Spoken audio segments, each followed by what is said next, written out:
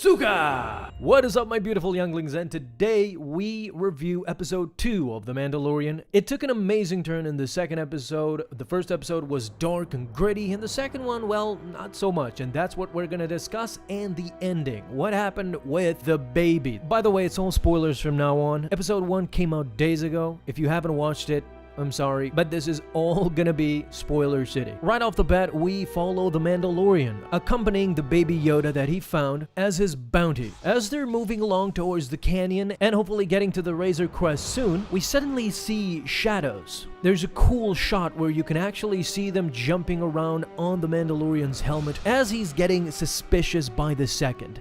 All of a sudden, a Trandoshan pack of bounty hunters jump in, and their goal to get that bounty for themselves. They don't present much of a challenge as the Mandalorian diffuses the situation quickly and defeats 2 of them, but the last one, before he incinerates him completely, what was strange to me is that Trandoshan did not want to kill the Mandalorian outright, but actually went to kill the baby. He did not want to bring it alive or anything, and even if he lost the battle, he was content with just destroying the Baby Yoda. That's when I stopped and I thought about it, because this might be an indication of future episodes. Will this Baby Yoda be dangerous somehow? And somebody sent this pack of Trandoshans to kill this baby no matter what and not let it get in the hands of the Empire and the scientist. After Mando defeats the pack of Trandoshans, he comes across his Razor Crest completely stripped down by none other than who else but Jawas. In this shot, you can see a beautiful sand crawler and Jawas freely transporting parts from the Razor Crest inside, not even batting an eye, even at points choosing which parts to take and which to not. The rifle immediately comes off the back of the Mandalorian,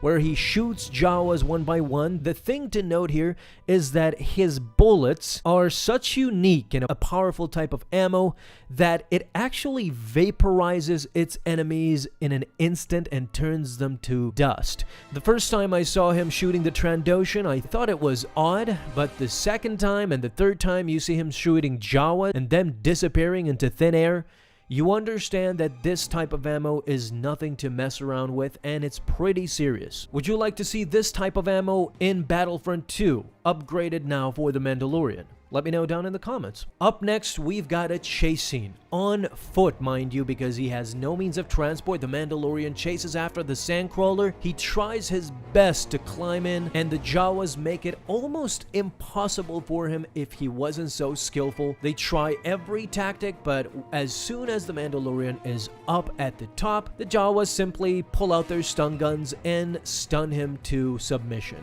He falls down the sandcrawler, and in short time, we see him go unconscious. We see the Mandalorian disappointed that his ship has been completely stripped down. He walks through the ship and sees that virtually everything has been taken from him, and the ship is completely inoperable at that point.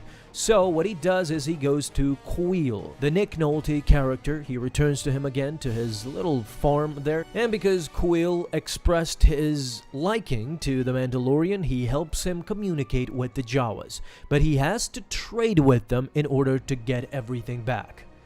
Of course, the Mandalorian is hard-headed and says that they stole everything from me, so I have nothing to trade with them. They need to give me the parts back or else. But Quill is more experienced, and he knows that this will not fly with a pack of Jawas.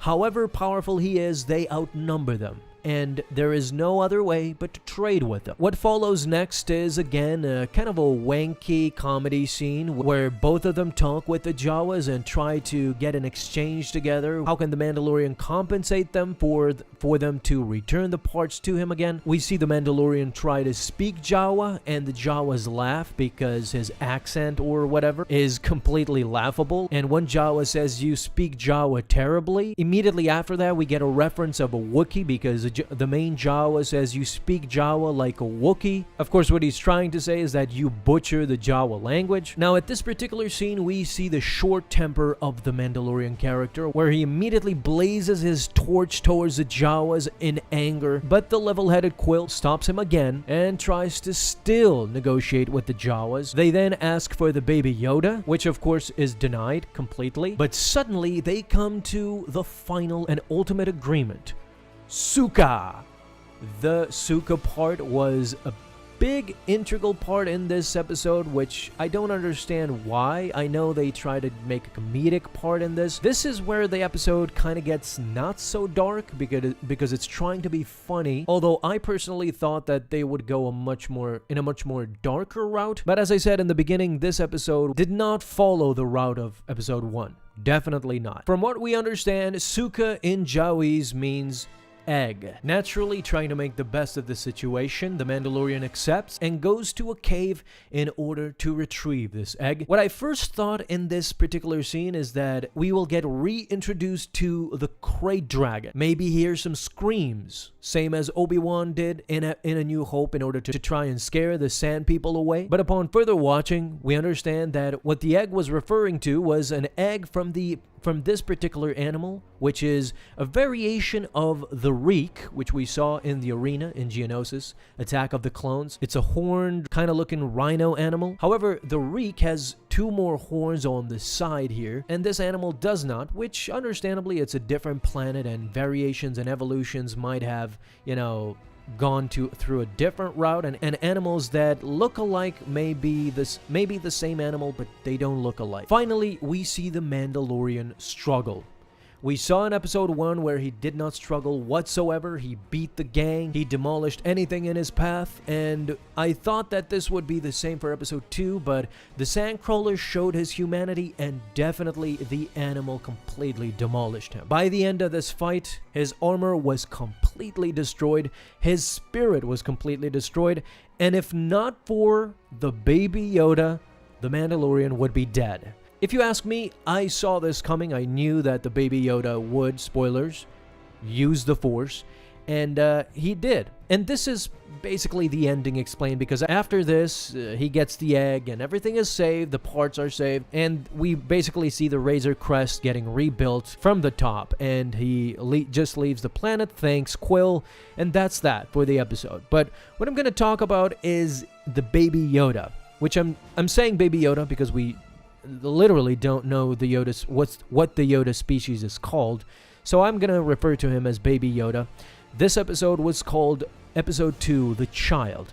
The Mandalorian, Episode 2, The Child. And by the end of the episode, you understand why. What I've taken from this episode is that the Baby Yoda is very similar to Groot from Guardians of the Galaxy, in particular Guardians of the Galaxy 2, where we see a baby Groot, but he is adult enough to understand things. You kind of see him as this baby, harmless creature, but he is powerful. Don't get it mistaken. Similar to Groot, as he can throw around adult people and actually be useful, this is the same case with the Baby Yoda. He used the Force on the Reek and actually lifted him off the ground, reminiscent of the actual Yoda's words to Luke. This time size really did not matter because it was not a full-grown Yoda. It was just a baby Yoda. So that's the first thing I got from this whole episode, is that whether or not we see a harmless baby Yoda, it is not. It has an adult mind. It can understand things. If you watch the episode, he's clearly watching the Mandalorian and understanding things about him. So there is a version of an adult inside that baby's mind. And finally, number 2, the Yoda species seems to be Force adept from birth. If we watch Legends closely, you might think that was already insinuated, because we have Yoda, Yaddle, we've got a Jedi Master in the Knights of the Old Republic as well. The backstory of Yoda does not give us the indication that they were Force adept in the beginning, because Yoda did not realize that he was Force sensitive until he was an adult. But now in canon, it seems that Yoda's species are Force adept from birth, and they can use the Force once they realize that power.